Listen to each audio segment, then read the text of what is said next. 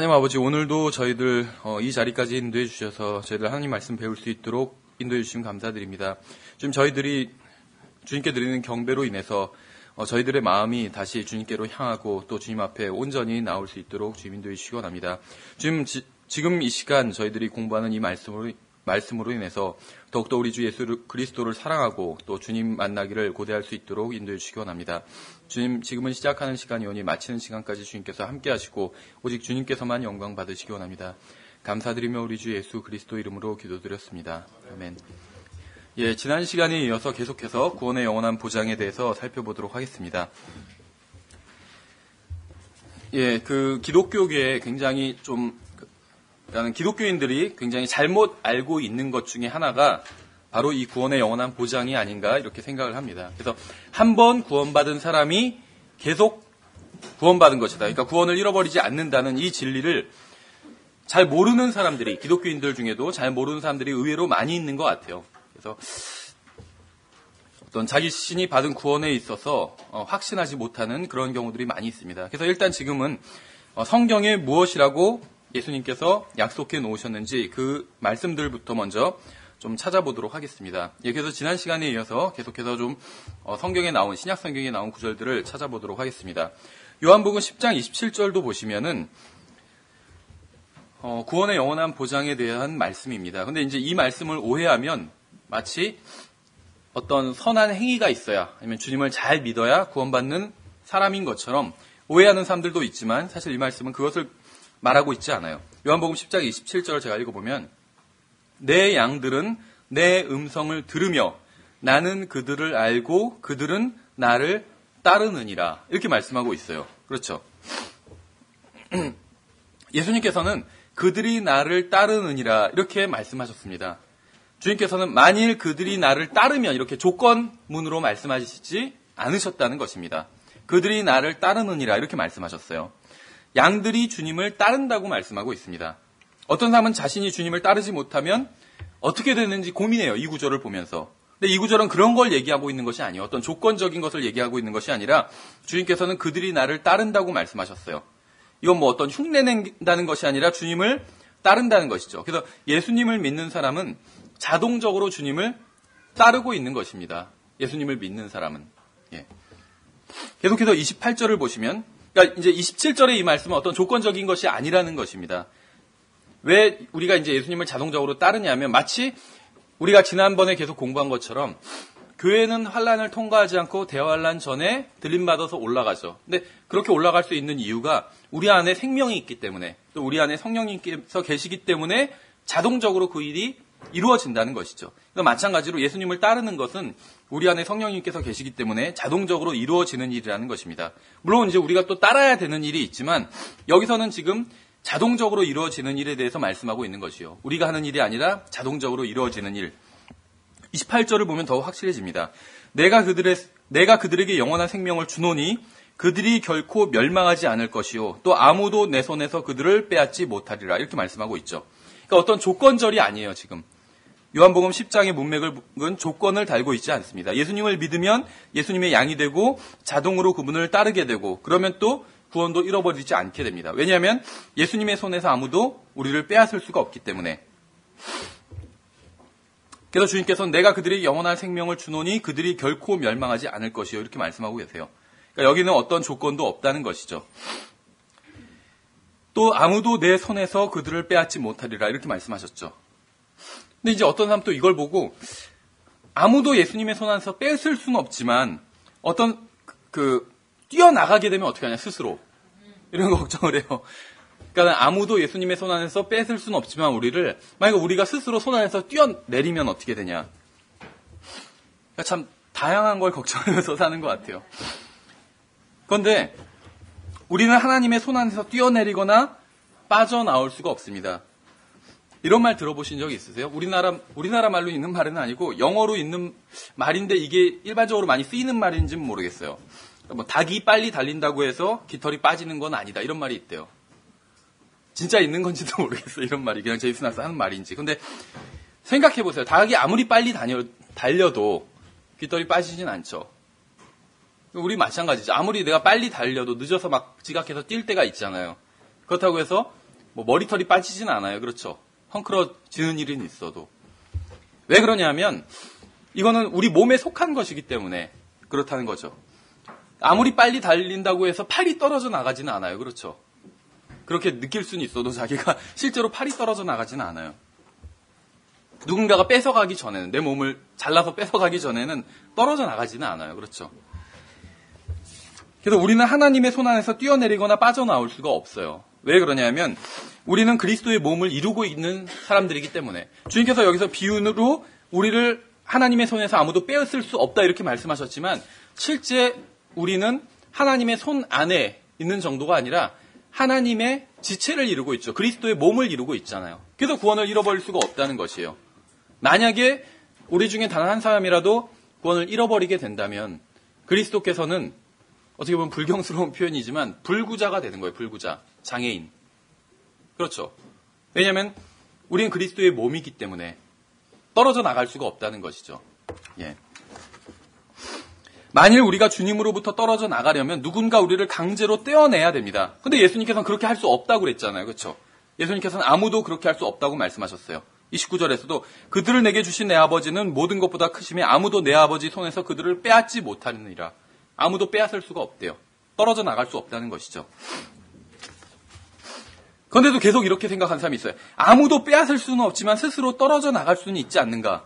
그런데 우린 괴물이 아니라는 것이죠. 스스로 막 갑자기 팔이 떨어져 나가고 모르겠어요. 괴물이 있다면 그런 괴물이 있을진 몰라도 사람은 불가능한 일이죠. 스스로 막 팔이 떨어져 나가고 다리가 떨어져 나가고 이런 것은 불가능한 일입니다. 예, 하나님께서는 아무도 내 아버지 손에서 그들을 빼앗지 못하느니라 이렇게 말씀하셨습니다. 여기서 아무도에는 모든 사람이 다 포함된다는 것이죠. 우리 자신을 포함해서 아무도 하나님의 손에서 우리를 떼어낼 수가 없다는 거예요. 우리가 타고 싶으면 타고 내리고 싶으면 내리는 그런 게 아니라는 거죠. 하나님의 손 안은. 예, 이제 히브리서를 한번 살펴보도록 하겠습니다. 히브리서. 근데 이제 어떤 사람들은 히브리서에서는 구원받은 사람이 구원을 잃어버릴 수도 있다고 말씀하고 있다. 이렇게 생각하는 사람들이 있습니다. 근데 실제로는 그렇지는 않아요. 히브리서는 그 반대로 한 번 구원받은 사람은 결코 구원을 잃어버리지 않는다는 사실을 신약 성경에서 가장 강력하게 증거하고 있는 책 중에 하나입니다. 그러니까 히브리서는 결코 구원받은 사람이 구원을 잃어버린다는 것을 가르치고 있지 않아요. 오히려 그 반대를 가르치고 있다는 것이죠. 저희가 이제 준비하는 책 중에 MR 기안 형제의 히브리서 강해라는 책이 있거든요. 여기에 자세히 나와 있어요. 나중에 책이 한번 나오면 보시고 오늘 우리가 히브리서에서 증거하고 있는 한 번 구원받은 사람은 구원을 잃어버리지 않는다는 그런 부분만 찾아서 보도록 하겠습니다. 히브리서 4장이나 6장이나 이런 데 때문에 구원받은 사람이 구원을 잃어버린다고 히브리서가 가르치는 것은 아닌가 이렇게 생각하는 사람들이 있지만 실제로는 반대라는 것이죠. 7장을 보시면 7장 25절에 자 읽어보면 7장 25절에선 그러므로 그분께서 항상 살아계셔서 그들을 위해 중보하심을 보건대 그러니까 지금 여기서 그분은 예수님이죠. 그분은 또한 자기를 통하여 하나님께 나오는 자들을 우리가 예수님을 통해서 하나님께 나왔죠. 우리에 대한 얘기예요. 끝까지 구원하실 수 있느니라 이렇게 말씀하고 있잖아요. 구원을 잃어버린다고 생각하는 사람이 있을까 봐 끝까지 구원하실 수 있대요. 이 구원은 우리에게 달린 것은 아니죠. 우리는 그냥 믿기만 한 거예요. 믿은 것은 어떤 일이 아니죠. 그렇죠. 그냥 받아들인 거예요. 믿은 것은. 그러니까 우리는 믿기만 했는데 우리를 구원해 주신 분도 예수님이고 끝까지 구원하시는 분도 예수님이란 거예요. 히브리서가 지금 말씀하고 있잖아요. 히브리서에 기록되어 있잖아요.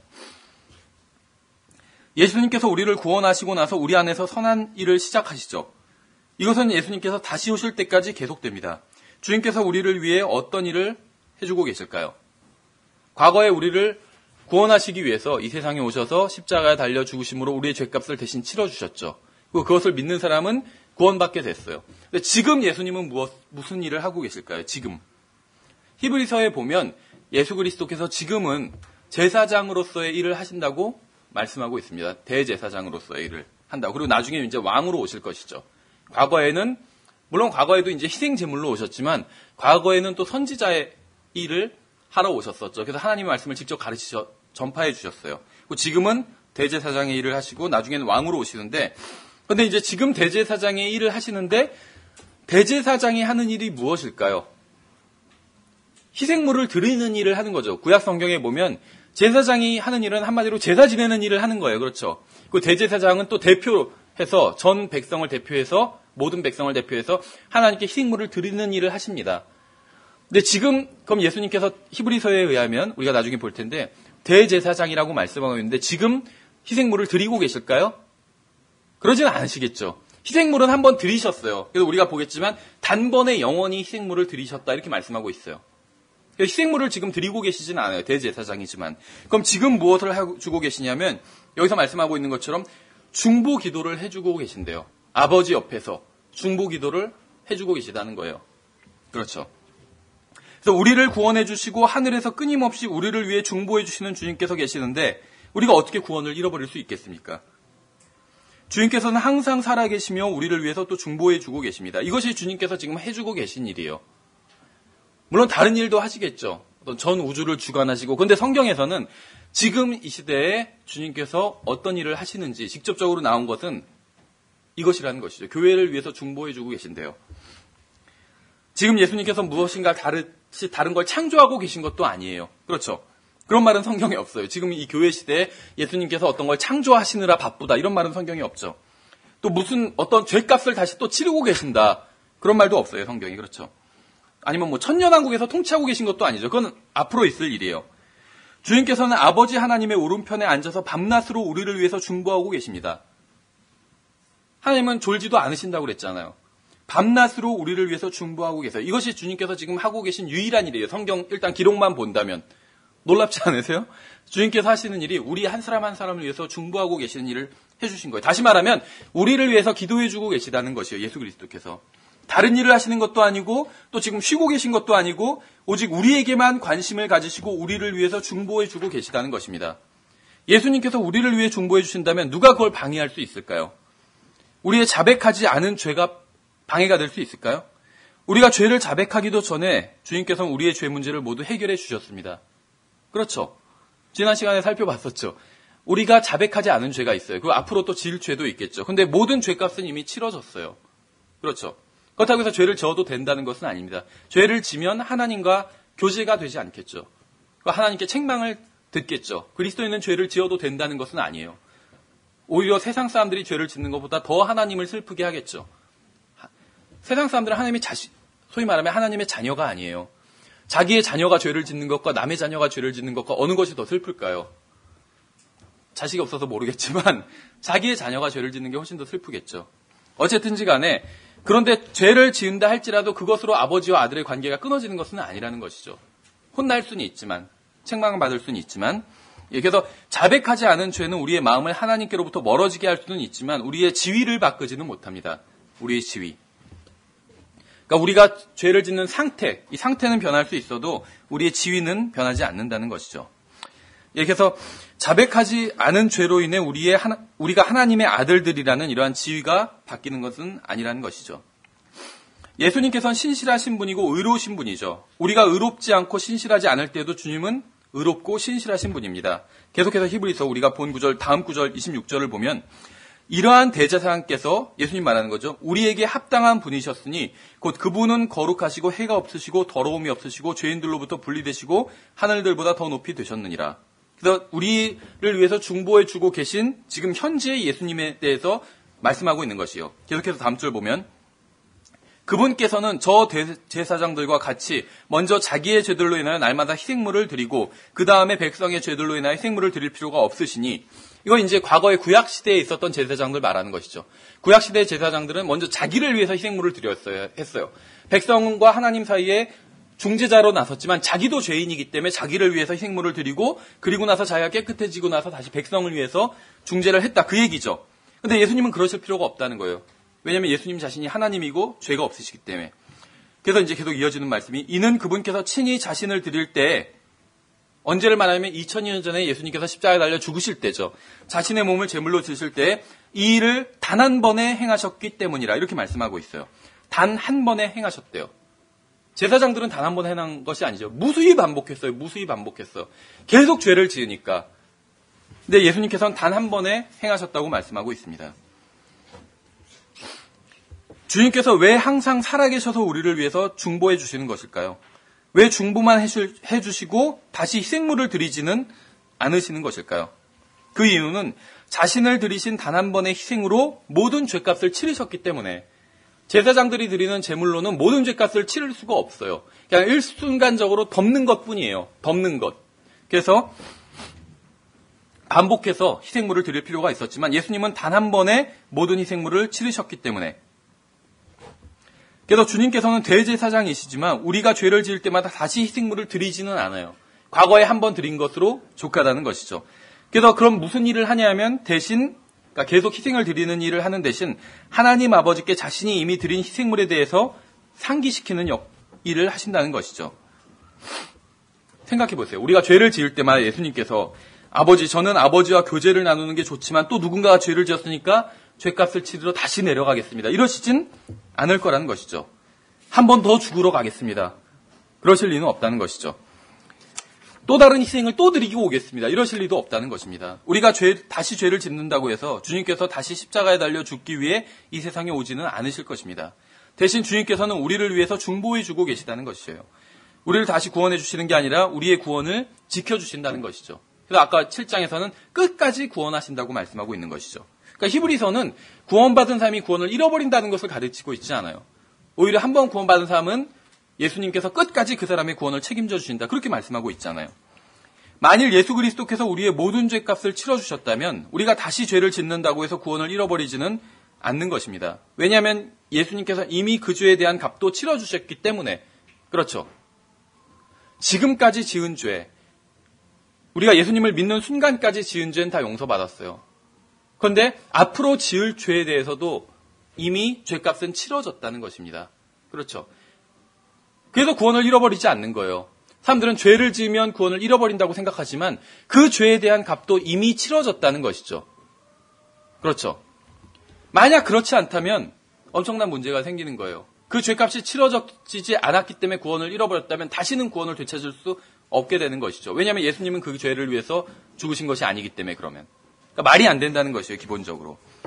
그래서 우리는 한 번 받은 구원을 잃어버리지 않습니다. 우리가 어떠한 죄나 아니면 누구라 할지라도 우리가 지은 어떠한 죄나 누구라 할지라도 우리의 구원을 뺏을 수 없고 또 우리도 구원을 잃어버리지 않는다는 것이죠.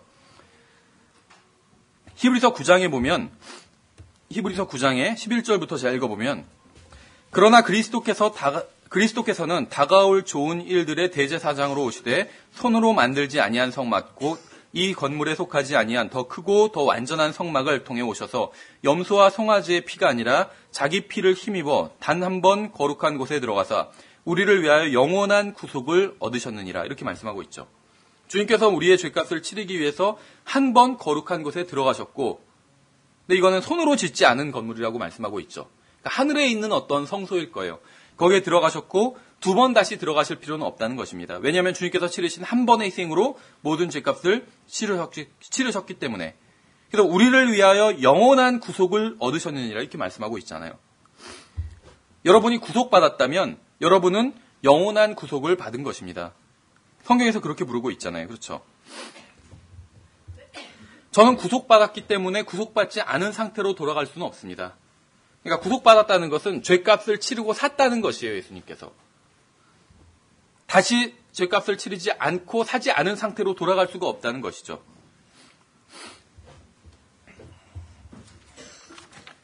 계속해서 13절에 보면 황소와 염소의 피와 암송아지의 죄를 부정한 자에게 뿌려 육체를 거룩히 구별하고 정결하게 하거든. 그러니까 이제 과거에 그렇게 했다는 것이죠. 일순간적으로 그렇게 했다는 것이요. 동물 제사를 통해서 하나님께서 그냥 죄를 일단 용서해 주신 것으로 하신 것이죠. 그러니까 죄값이 치러지진 않았지만 그냥 치러진 것으로 간주해 주셨다는 것이요. 실제로 치러지진 않았지만 하물며 영원하신 성령을 통해 자신을 점없이 하나님께 드린 그리스도의 피는 죽은 행위로부터 너희 양심을 얼마나 더 많이 깨끗하게 하여 살아계신 하나님을 섬기게 하겠느냐 이렇게 말씀하고 있죠. 그러니까 저는 영원하신 성령님께서 보증해 주시는 영원한 구속을 받은 거라는 거예요. 영원하신 성령님께서 보증해 주시는 영원한 구속. 우리는 영원한 구속을 받았는데 이걸 보증해 주시는 성령님께서도 영원하시다고 말씀하고 있잖아요. 그렇죠. 계속해서 다음 절을 보면 이런 까닭에 그분께서는 새 상속 언약의 중재자시니 이것은 첫 상속 언약 아래 있던 범죄들을 구속하시려고 죽으심으로써 부르심을 받은 자들이 영원한 상속 유업의 약속을 받게 하려 하심이라. 이렇게 말씀하고 있죠. 그러니까 저는 영원하신 성령님께서 보증해 주시는 영원한 구속을 받았고 영원한 상속 유업의 약속도 받은 것입니다. 영원한 것을 받았기 때문에 잃어버릴 수 없다는 것이죠. 히브리서 10장에서도 같은 것을 말씀하고 있습니다.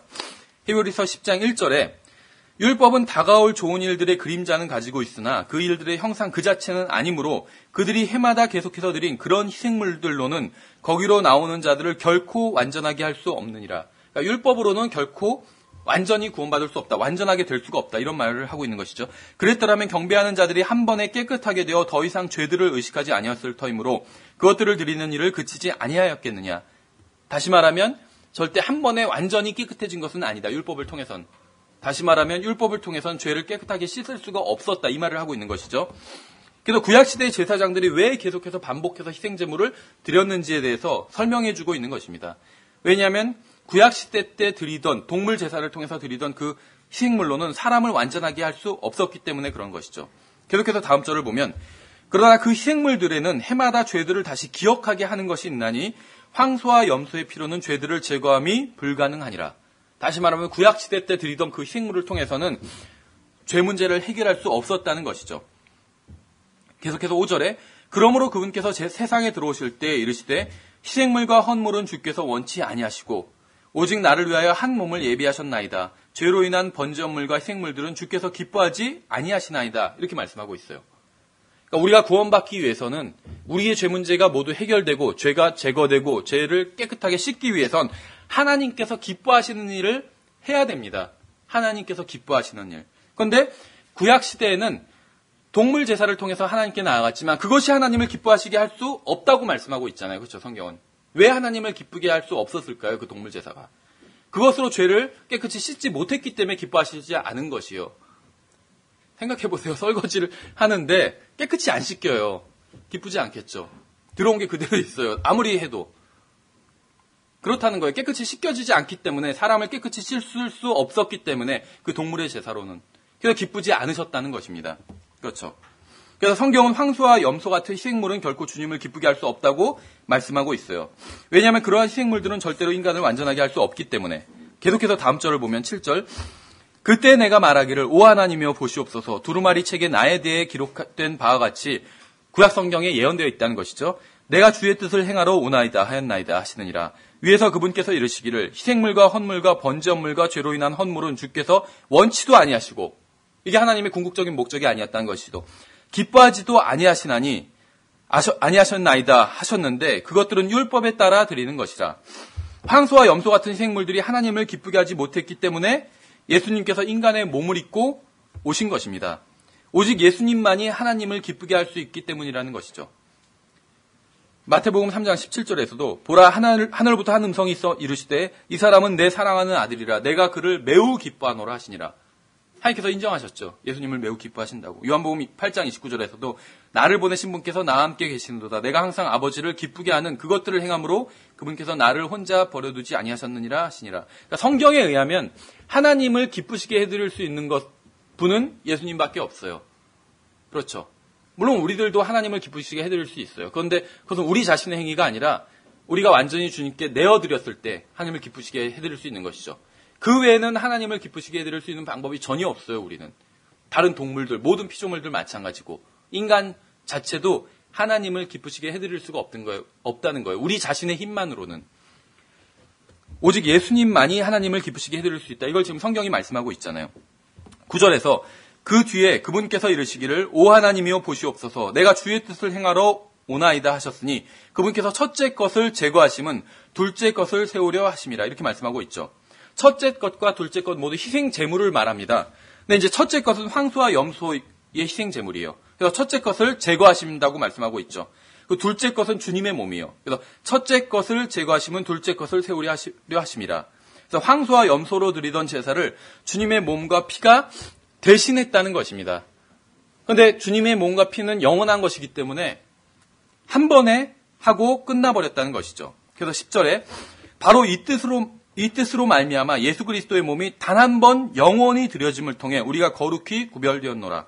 단 한 번 영원히. 이게 영어로는 once for all이거든요. 한 번에 해서 완전히 끝내버렸다 이 말이죠. 단 한 번 영원히. 우리 모두 죄를 지었습니다. 항상 죄를 지었죠. 이것이 바로 우리가 예수님께서 우리의 모든 죄값을 치러주셨다고 찬양하는 이유가 되겠죠.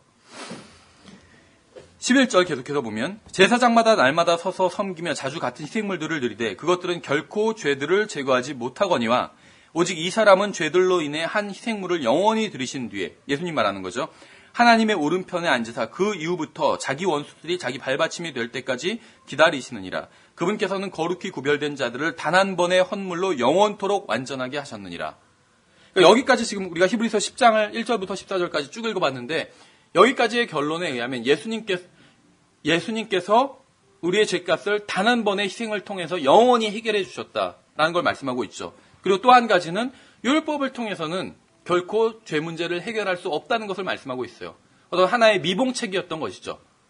임시로 간주해 버렸던 것이 하나님께서 그냥 율법을 지키면, 그래서 율법에서 말하는 그 희생 제물을 하나님께 드리면 하나님께 그러니까 죄가 사해진 것으로 그냥 간주해 주셨다는 것이에요. 간주. 여겨 주셨다는 것이거든요. 우리 법에도 간주 규정이라는 게 있어요. 간주해 주는 규정. 근데 이거는 간주해 주면 그냥 그걸 한 것이나 마찬가지로 쳐주는 거예요. 일단은. 그런데 언제 이 간주 규정이 깨지냐면 진짜 실제 일이 일어나 버리면 깨져요. 예를 들면 어떤 사람이 실종됐어요. 한 5년간 소식이 없어. 그럼 이 사람을 사망한 것으로 간주해 버린다는 것이죠. 상속받고 막 또 아니면 이 사람 부인도 있는데 이 사람이 5년, 10년간 사라져 있으면 부인이 계속 혼자 혼인 생활을 할 수가 없잖아요. 사망한 것으로 간주해요. 그럼 이혼을 할 수가 있겠죠. 이제 사망 신고를 하고 그러면 이제 이혼이 되겠죠. 그리고 새로운 결혼을 또 할 수도 있잖아요. 그러니까 사망한 것으로 간주해요. 근데 이 사람이 10년 만에 살아 돌아왔어. 그럼 그 간주 규정이 깨져버린다는 거예요. 그렇죠. 물론 이제 그럼 그 다음에 결혼한 거 어떻게 되냐, 그것도 복잡한 문제가 있지만 어쨌든지 간에 간주 규정이 깨져버린다는 것이에요. 그래서 구약 시대에 동물 제사를 통해서 제물을 드렸을 때 하나님께서는 죄가 그냥 사해진 것으로 간주해 주셨어요. 근데 예수님께서 희생 제물을 다시 드리셨을 땐 이것은 실제잖아요. 그렇죠. 아까 성경에서 율법을 통해서 한 것들은 그림자라고 말씀하고 있는데 예수님께서 하신 건 실제잖아요. 간주 규정이 깨져버린 거예요. 말하자면. 그렇죠. 그래서 히브리서에 의하면 분명히 율법을 통해서는 결코 구원받을 수도 없고 죄 문제를 단 하나도 해결할 수가 없습니다. 그런데 과거 구약 시대에는 율법을 통해서 구원받았다 이렇게 가르치는 사람들이 있죠. 아니면 믿음 플러스 율법의 행위로 구원받았다 이렇게 가르치는 사람도 있고, 저도 그랬어요. 과거에 저도. 그런데 그게 좀 잘못됐다는 것이죠. 왜 그러냐면 구약 성경과 신약 성경이 있으면 신약 성경의 빛으로 항상 구약 성경을 비춰봐야 돼요. 근데 이제 과거에 그 구약 시대는 믿음 플러스 행위로 구원받았다 이렇게 가르치는 사람들은 어떻게 얘기를 했었냐면, 예를 들면 갈라디아서에서는 분명히 율법의 행위로는 어떠한 육체도 구원받을 수 없습니다 이렇게 분명히 말씀하고 있잖아요. 근데 그게 신약 시대에 하신 말씀이다 이렇게 주장을 해요. 갈라디아에서의 말씀은 구약 시대엔 해당되지 않고 신약 시대에 해당되는 말씀이다 이렇게 얘기를 한다는 거죠. 근데 그건 굉장히 대단히 오해한 거예요. 왜냐하면 히브리서 같은 경우도 생각해 보세요. 구약 성경에서 히브리서와 짝지을 수 있는 책은 무슨 책일까요? 레위기예요. 레위기. 그렇죠. 히브리서에서 지금 인용하고 있는 것들이 레위기에 많이 나오고 있습니다. 그런데 레위기와 히브리서가 있으면 어떤 것을 통해서 해석을 할 수 있을까요? 예를 들면 히브리서를 레위기를 가지고 히브리서를 해석할 수 있을까요? 아니면 히브리서를 가지고 레위기를 해석할 수 있을까요? 그게 맞죠. 히브리서를 가지고 레위기를 해석하는 거예요. 그렇죠. 그랬을 때 성경이 해석이 돼요. 그래서 이것이 바로 이제 어떤 점진적 계시의 원칙이라고 볼 수가 있거든요. 항상 나중에 계시하신 것을 통해서 앞에 계시하신 것을 해석하는 거예요. 근데 그럴 수밖에 없는 게 성경이 예를 들면 성경책 순서대로 계시가 주어졌다고 쳐요. 그렇지는 않지만 예를 들면 창세기를 제일 먼저 보여주셨고 하나님께서 그 다음에 출애굽기 주셨고 레위기 주셨고 마지막에 계시록을 주셨다. 순서가 대강은 맞지만 꼭 그렇지는 않아요. 기록연대가. 근데 일단 그렇다고 간주를 해요. 근데 하나님께서 앞에서 말씀하신 것하고 그러니까 창세기와 계시록의 기록연대는 대략 한 1600년 정도가 차이가 납니다. 그렇죠. 창세기는 BC 1500년경에 모세가 기록했어요. 요한계시록은 AD 96년경에 사도 요한이 기록을 했죠. 그러니까 1600년 정도의 차이가 있어요. 그러면 시간이 지날수록 계시가 더해졌죠. 그럼 모세가 받은 계시가 더 많을까요? 요한이 받은 계시가 더 많을까요? 요한은 계시록만 받은 게 아니에요. 그렇죠? 창세기까지 다 알고 있어요. 그러니까 요한이 받은 계시가 훨씬 더 많죠. 요한은 성경 전체를 다 가지고 있는 셈이 되는 거죠. 다 아는. 근데 모세는 모세 오경만 알고 있는 것이 되죠. 그러니까 모세보단 요한이 훨씬 더 많이 알고 있다는 것입니다. 적어도. 그렇죠. 당연한 것이에요, 이게. 이게 점진적 계시의 원칙이라는 거거든요. 그래서 뒤에 계시를 받은 사람이 훨씬 더 많은 계시를 받았다라는 원칙이라는 것이죠. 예, 그래서 당연히 히브리서는 레위기를 포함하고 있습니다. 그런데 레위기는 히브리서를 포함하고 있지 않아요. 그래서 레위기만으로는 전체를 볼 수가 없다는 것입니다.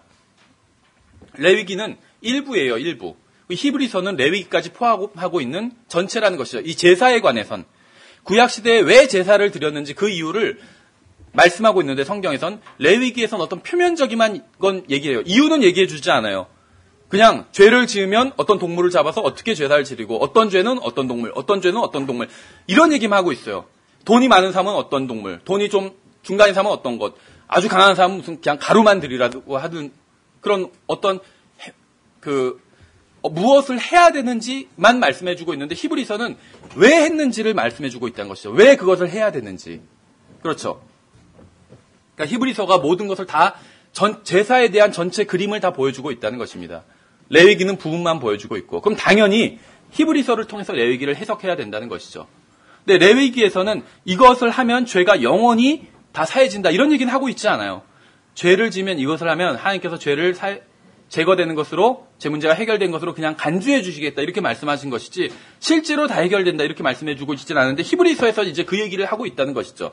사실은 이것이 그냥 모형이었다. 그리고 죄를 생각나게 해주는 그런 기능이 있고 인간이 스스로 죄 문제를 해결할 수 없고 어떤 대속이 필요하다는 것 그걸 모형으로 보여주고 있다는 것을 얘기해주고 있죠. 그리고 그럼 그 모형이 있으면 실제는 무엇이냐? 바로 예수 그리스도다. 이 말을 하고 있는 것이요. 그러니까 히브리서를 통해서 레위기를 해석할 수 있다는 것이죠. 그래서 히브리서에서 계속 이 진리는 교회에만 해당된다 이런 얘기를 하고 있지 않아요. 그들이 그랬다 이렇게 과거 구약시대의 성도들을 얘기하고 있다는 것이죠.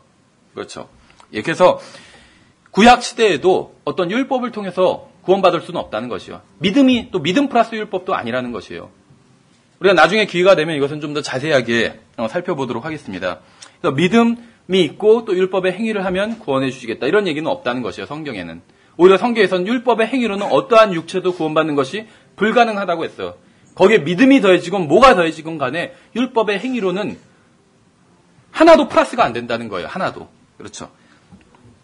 우리가 나중에 좀 더 이런 주제를 또 시간을 내서 따로 살펴보도록 하겠습니다. 어쨌든지 간에 히브리서 10장 1절부터 14절까지의 얘기는 우리는 영원히 완전하게 되었다는 것입니다. 예수 그리스도께서 치른 그 희생을 통해서 영원히 완전하게 거룩하게 구별되었다고 말씀하고 있어요. 또 영원히 용서받았다고 말씀하고 있습니다. 예수 그리스도께서 치르신 단 한 번의 희생으로 그렇게 되었다는 것이죠.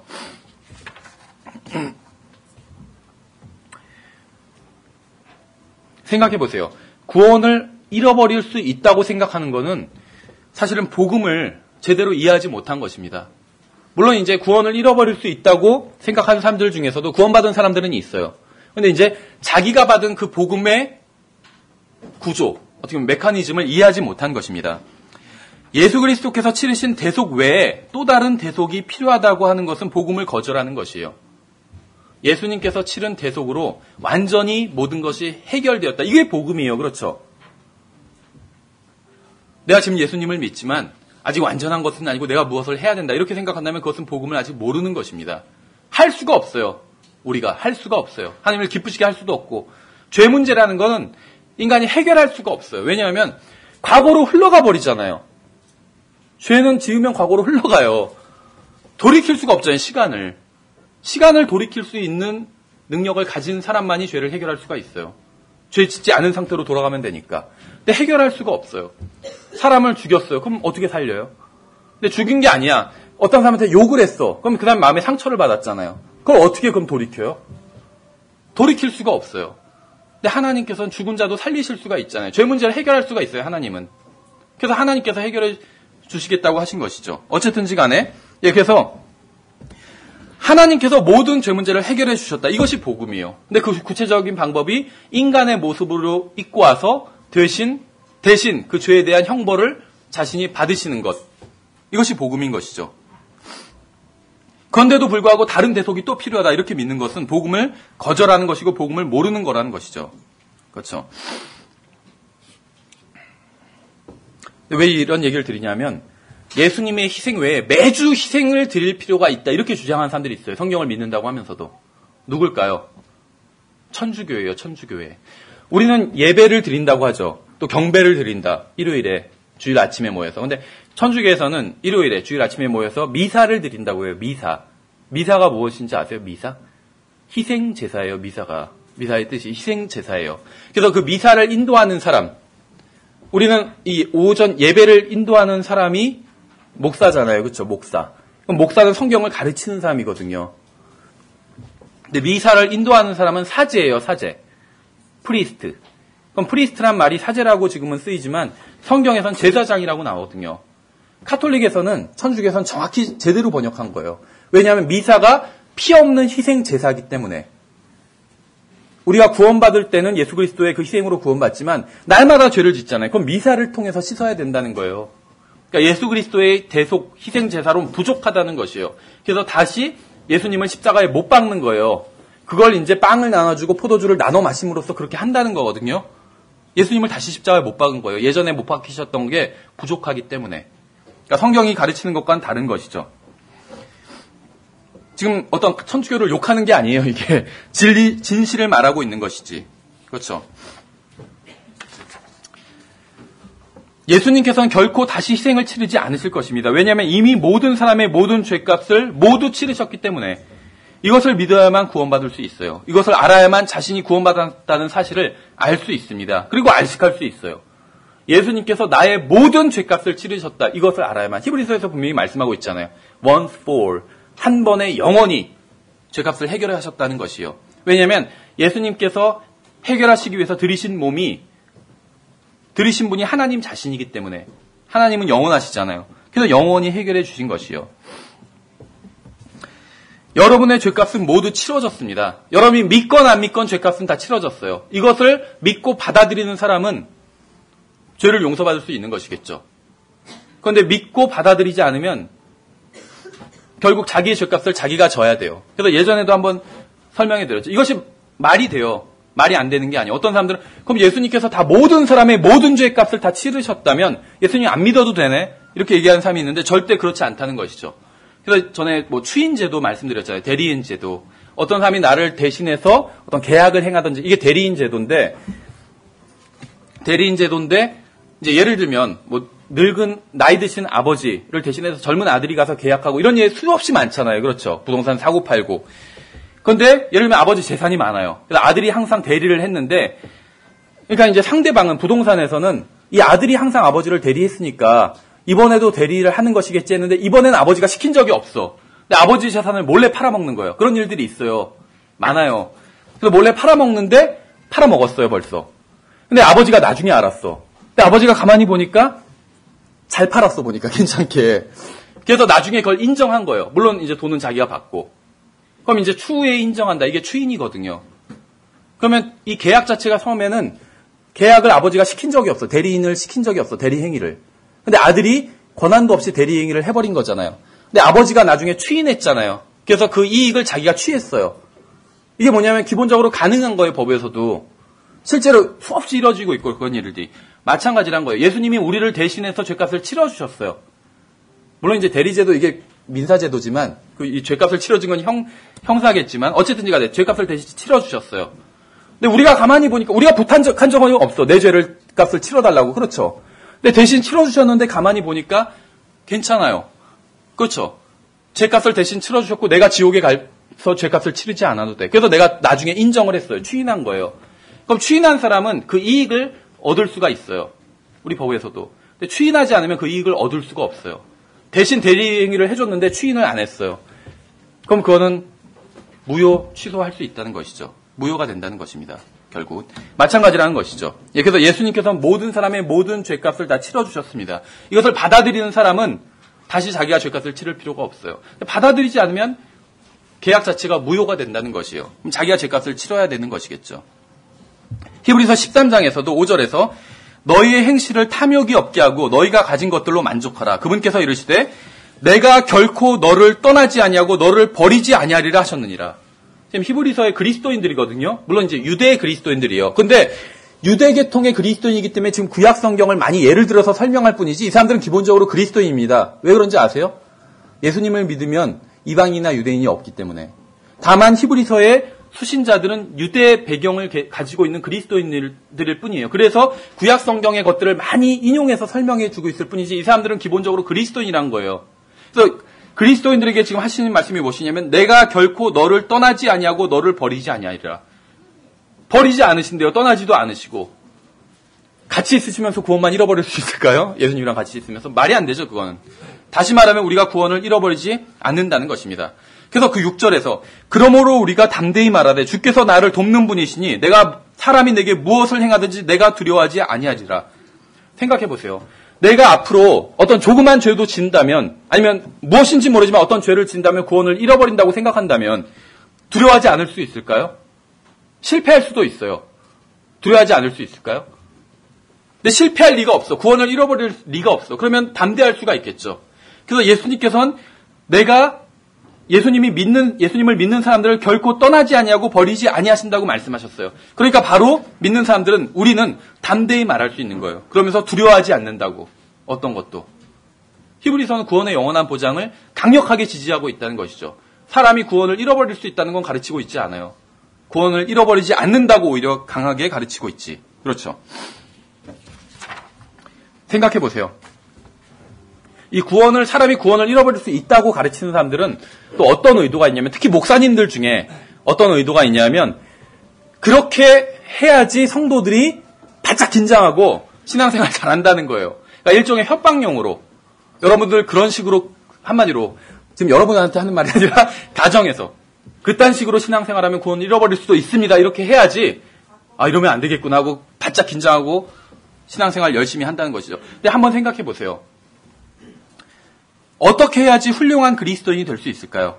한 번의 죄라도 지으면 바로 구원을 잃어버린다고 생각하는 사람이 훌륭한 그리스도인이 될 수 있을까요? 아니면 어떠한 일이 일어나도 결코 구원을 잃어버리지 않는다고 믿는 사람이 훌륭한 그리스도인이 될 수 있을까요?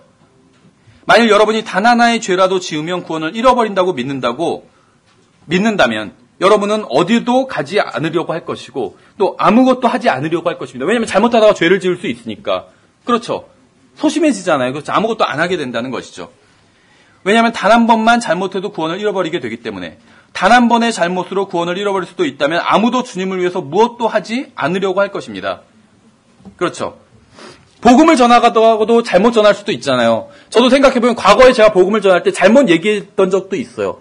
그럼 죄를 지은 거죠. 그럼 결국 복음을 전하다가도 구원을 잃어버릴 수 있는 거예요, 자기가. 그렇죠. 그러니까 단 한 번도 죄를 지으면 구원을 잃어버린다면 어떤 일도 할 수 없다는 것이죠.